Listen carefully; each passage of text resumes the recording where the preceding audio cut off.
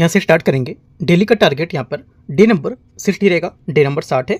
और यहाँ से देखो हम लोग को जो इन्वायरमेंट और ज्योग्राफी चल रहा था, ठीक है, तो उसमें से इन्वायरमेंट यहाँ पर खत्म हो चुका है, ठीक है। इन्वायरमेंट जितना भी कल टॉपिक थे इन्वायरमेंट के, और मैंने कुछ टॉपिक यहाँ पर ऐड किए थे एग्रीकल्चर के भी, ठीक है, तो वो भी यहाँ पर मिला करके पूरा इन्वायरमेंट का टॉपिक खत्म हो गया। अब यहाँ पर जो टॉपिक बचा है वो आज ज्योग्राफी का भी खत्म हो जाएगा, ज्योग्राफी का भी लास्ट टॉपिक है, ठीक है। तो दोनों टॉपिक आज मतलब कल तो वो खत्म हो गया, आज यहाँ से खत्म हो जाएगा। और कल हम लोग स्टार्ट करेंगे क्या, कल स्टार्ट करेंगे साइंस टेक्नोलॉजी और यहाँ पर आर्ट कल्चर दोनों एक साथ सब्जेक्ट, ठीक है। तो यहाँ से आज आपको क्या क्या करना है, डेली टारगेट तो आपको यहाँ से करना ही करना है, ठीक है। साथ में हमने कल कराया था आपको 20 टॉपिक पर 20 क्वेश्चन एमसीक्यूज करंट अफेयर जो डेली होते हैं। आज यहाँ पर नहीं कराया मैंने, कल यहाँ पर कराया था, तो उसको आप यहाँ पर कवर करो, काफ़ी अच्छे टॉपिक हैं वो, है ना, उसे कवर कर सकते हो। तो दो चीज़ें आपको यहाँ से इसके फॉलो करनी है। आगे आते हैं ज्योग्राफी में जो बचा हुआ है, आप यहाँ पर क्या करना है इसमें आपका, जैसे कि प्राकृतिक वनस्पति, ठीक है। प्राकृतिक वनस्पति में वनों के प्रकार आते हैं। सदाबहार वन कौन कौन से होते हैं, पर्णपाती वन कौन कौन से होते हैं, क्या विशेषताएं होती हैं, कटीले वन की क्या विशेषताएं, क्या झाड़ियों की विशेषताएं होती है ना, तो वो पढ़ सकते हो। इनका महत्व क्या होता है, ऑक्सीजन की आपूर्ति देना, मिट्टी का कटाव को रोकना और वन्यजीववास पे देखना, ठीक है। और इनका संरक्षण क्या होता है, राष्ट्रीय उद्यान वन्य संरक्षण को के वृक्षारोपण का अभियान बनाना। संसाधन रिसोर्सेज इनके क्या होते हैं, इनके रिसोर्सेज जैसे कि वर्गीकरण, इनको क्लासिफिकेशन कर सकते हो आप इसमें। नवीकरणीय और अनवीकरणीय के लोग में आप इनको बता सकते हो रिसोर्सेज इनके। सतत विकास को लेकर के क्या इनके रिसोर्सेज है ये बता सकते हो, ठीक है।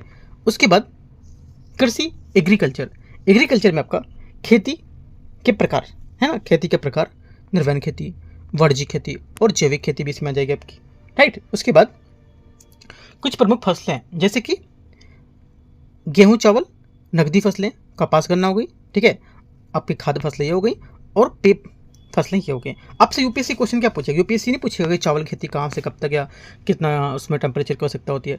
आपसे यूपीएससी क्या पूछेगा, घुमा कर क्या पूछेगा, है ना, क्योंकि उसको यहाँ पे 10 लोग पेपर दे रहे हैं जैसे, ठीक है। तो अगर पूछेगा कि चावल की खेती में कितने टेम्परेचर चाहिए, कितनी चीज़ें चाहिए, तो मोस्टली यहाँ पर 8 से 9 लोग कर लेंगे, ठीक है, 10 में। यूपीएससी का टारगेट रहता है कि 10 में सिर्फ एक यहाँ पर कर पाए या एक भी ना कर पाए, है ना, ये इनका टारगेट रहता है। तो देखो इसलिए टारगेट रहता है क्योंकि जो वैकेंसी होती है, वैकेंसी है 7 से 800, है ना, करीब 6 से 7 लाख 7 लाख फॉर्म भरे जा रहे हैं, तो 0.1% लोग अंदर आते हैं इसमें, ठीक है। तो उसके हिसाब से तो यहाँ से क्वेश्चन कैसे पूछेगा, क्वेश्चन पूछेगा यूपीएससी खाद्य फसलों के बारे में निम्नलिखित कथन पर विचार कीजिए। खाद्य फसलें में जो टेम्परेचर होता है इनके एरिया पर जो टेम्परेचर 130 मतलब जो भी टेम्परेचर होगा कि 50 से 60 डिग्री के बीच में इनका टेम्परेचर चाहिए होता है या नियमित वर्षा के तौर पर चाहिए, तो ऐसे करके पूछेगा। तो आपको पहले ही पता होना चाहिए खाद्य फसलें होती क्या हैं, तब तो आप कर पाओगे, है ना। खाद्य फसलों में आप कह देंगे गेहूँ चावल, राइट। तो ये बात आपको ध्यान रखनी है, नकदी फसलें ध्यान रखना है और पेय फसलें क्या होती है याद रखना है। आधुनिकीकरण कैसे होगा इनका, सिंचाई के नए तरीके को लेकर के, उर्वरक और कृषि उपाय को लेकर के हो सकते हैं। उद्योग इंडस्ट्री क्या होती है इसमें, वर्गीकरण इसमें कच्चे माल के आधार पर, कृषि आधारित, खनिज आधारित और आकार आधारित, यहाँ पर लघु बड़े पैमाने के जो इसमें प्रकार होते हैं उद्योग। वो क्या महत्व होगा इनका, आर्थिक महत्व क्या है, कैसे होगा इनका, रोजगार के अवसर क्या होंगे निर्यात को लेकर के, औद्योगिक प्रदूषण इसमें, वायुजल, ठीक है, मृदा को लेकर के क्या इसमें प्रदूषण होंगे। तो देखो यहाँ पर टॉपिक मैं इतने दे रहा हूँ, अगर इसमें टॉपिक में आपको कोई टॉपिक नहीं मिलता है, ठीक है, तो आप मुझे मैसेज करना, मैं आपको टॉपिक प्रोवाइड करूँगा। कल मैंने टॉपिक प्रोवाइड कराए थे, जो डिमांड की थी कुछ लोगों ने, तो टॉपिक मैंने प्रोवाइड करा था, उसको फिर मैंने टेलीग्राम पर भी डाल दिया था, तो सबके लिए हो जाएगा, है ना, मांगा एक नहीं लेकिन सबका काम हो जाएगा उसमें। तो अगर आप लोग यहाँ पर नहीं मिलेगा तो आप मांगा करो टॉपिक, मैं आपको टॉपिक शेयर करूँगा यहाँ से जो आपको नहीं मिलेगा, ठीक है। मुझे को 10 से 15-20 मिनट दोगे आपको मांगने के बाद, फिर मैं आपको शेयर कर दूंगा, राइट। लेकिन वो टेलीग्राम पे आप मुझे मैसेज करोगे तो, राइट। आगे आते हैं परिवहन और जनसंख्या। टेलीग्राम से जुड़ने के लिए टेलीग्राम चैनल अपना है, उसको ज्वाइन करो, यूपीएससी नॉलेज ट्रैक, आप वहाँ पे कमेंट कर सकते हो अगर आपको चाहिए रहेगा तो, है ना, या यूट्यूब पे बता सकते हो कमेंट करके, तो मैं आपको वहाँ से पूछ लूँगा फिर। तो यहाँ पे देखो परिवहन के साधन क्या क्या होते हैं, सड़क, है ना, सड़क मार्ग हो गए, रेल, जलमार्ग, वायुमार्ग, ये सब। तो आज देखो ज्योग्राफी का आज मैंने टॉपिक आपको कम दिए पढ़ने के लिए क्योंकि लास्ट है, तो इतना ही जितना टॉपिक था, जितने बन सकते थे उतने टॉपिक मैंने बनाए, बाकी सब मैं करा चुका हूँ पहले। तो ज्योग्राफी यहाँ से आपकी एंड होती है, ठीक है। और इतने टॉपिक आज जो हैं वो पढ़ने, आज आपके कम समय में चीज़ें कवर हो जाएंगी, ठीक है। कवर होने का मतलब ये नहीं कि खुशी होना, खुशी से घूम गया, ठीक है मैंने कवर कर लिया, हो गया काम खत्म, मैंने पास कर लिया, नहीं। अभी जितना आपका पढ़ा है पूरा आज, उनको जा करके जैसे कल जो पढ़ा था इन्वायरमेंट का लास्ट था वो जरूर पढ़ना, ठीक है। एक बार रिवीजन उसको जरूर कर लो, आज अगर टाइम मिलता है, जल्दी खत्म होता है तो, ठीक है।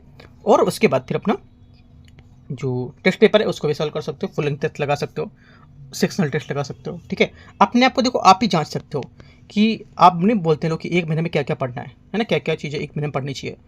तो मैं तो भी बनाऊंगा, वो भी एक महीने के लिए बनाऊंगा कि क्या क्या पढ़ना है। लेकिन देखो आपका माइंड आपके पास है ना, आपने क्या क्या चीज़ें कैसे ऑब्जॉर्व की, क्या क्या चीज़ें कैसे पढ़ी। तो वो जो लास्ट का एक मंथ रहता है वो हमारे पास रहता है, वो क्या होता है, वो सिर्फ मैं बनाऊंगा। बाकी साल भर आप लोग बनाते हो। तो मैं जो एक महीने में दूंगा वो चीज़ें आपको करनी होंगी सिर्फ, वो आपको चाहे हिस्ट्री पूरी आती हो चाहे आधी आती हो, करना पड़ेगा, है ना।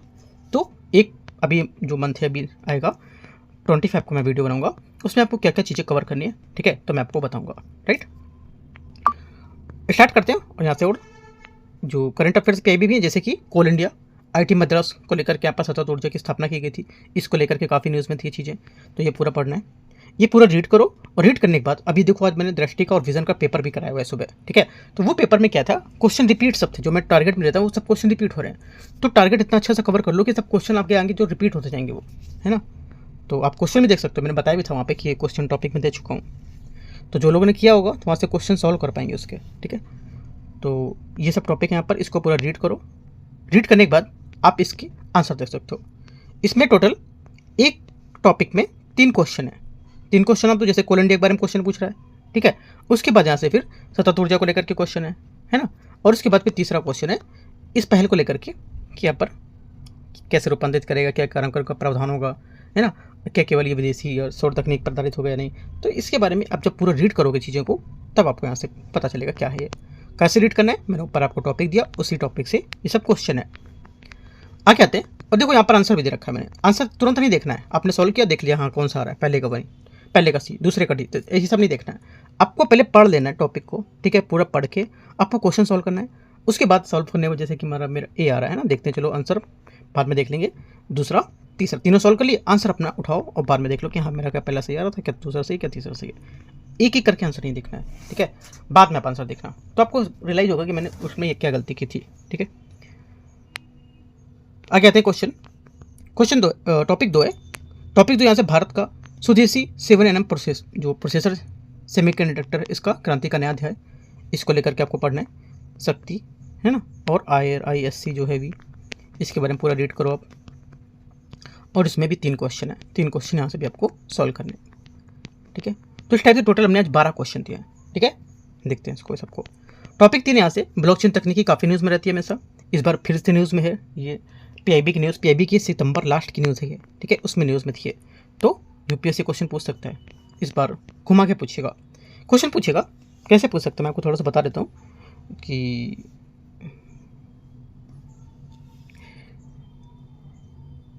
जो ब्लॉकचेन टेक्निक है ना, इसमें कौन सी चीज़ें, इसके अंतर्गत कौन सी चीज़ों पर अंकुश लगाया जा सकता है ना, जैसे कि फ्रॉड को लेकर के, है ना, और नकली दवाओं को लेकर के, ठीक है, और औषधि की कुछ चीज़ों को लेकर ऐसे करके देगा। तो औषधि यहाँ पर ध्यान रखना, औषधि भी है इसमें, राइट। तो ये सब जरूरी नहीं कि यहाँ पर ब्लॉकचेन है तो सिर्फ फ्रॉड का ही लेकर होगा, नहीं, ऐसा नहीं है। तो ये सब बातें भी आपको याद रखना है।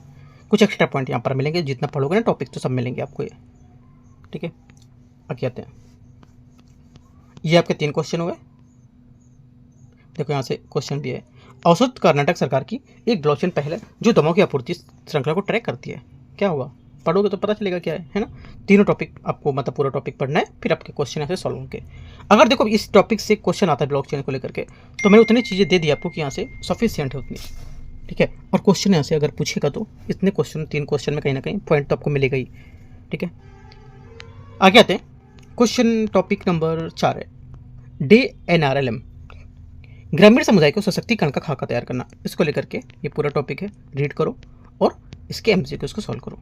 आज आपके थोड़े से टॉपिक है, अच्छे से मेहनत करना है, अच्छे से पढ़ना है, अभी टाइम भी कम है, ठीक है। एक एक चीज़ों को देखो, सबसे ज़्यादा इंपॉर्टेंट जितने भी आपने टारगेट लिख रखे हैं अभी तक, उन सबको उठाओ और एक बार लर्न करना स्टार्ट कर दो, ठीक है, अभी से ही, राइट। बाकी मैं टारगेट में क्या करूँगा, अभी जो 1 महीने का प्लान बनाऊंगा ना, उसमें भी चीज़ों को दूंगा क्या क्या चीज़ें कवर करना है, ठीक है। 25 तारीख को मैं 24 या 25 को मैं देखता हूँ, दे दो बना के, ठीक है। और यहाँ से आपको चीज़ों को एक एक अच्छे से कवर करना है और पढ़ते जाना है, राइट। टेलीग्राम आपको ज्वाइन कर लेना है, कुछ डाउट रहेगा नीचे कमेंट में आप पूछ सकते हो। और यहाँ पर पर्सनल कुछ पूछना है तो पर्सनल आपका जो हमारा चैनल है, मतलब जो हमारा अकाउंट है, वहाँ से मैसेज कर सकते हो, ठीक है। एंड करते हैं इसको, टेलीग्राम जरूर ज्वाइन कर लो। मैं भी UPSC के लिए काफ़ी अपडेट और अच्छी से चीज़ें और देने वाला हूँ जो एग्जाम के लिए इंपॉर्टेंट होंगी, और काफ़ी सारे टॉपिक भी लिस्ट कराऊंगा। और उनके सोल्यूशन भी दूंगा साथ में। नहीं कि टॉपिक लिस्ट करा दिया आप रोज जाके ढूंढो जहाँ ढूंढना है, नहीं।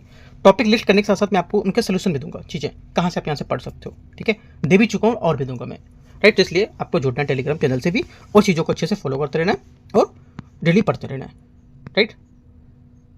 एंड करते हैं। कुछ पूछना है तो पूछ सकते हो टेलीग्राम पे और कमेंट जरूर किया करो, आपको कैसा लगा, है ना, तैयारी कैसी चल रही है आपकी, सब बताया करो, राइट। एंड करते हैं। All the best, thank you.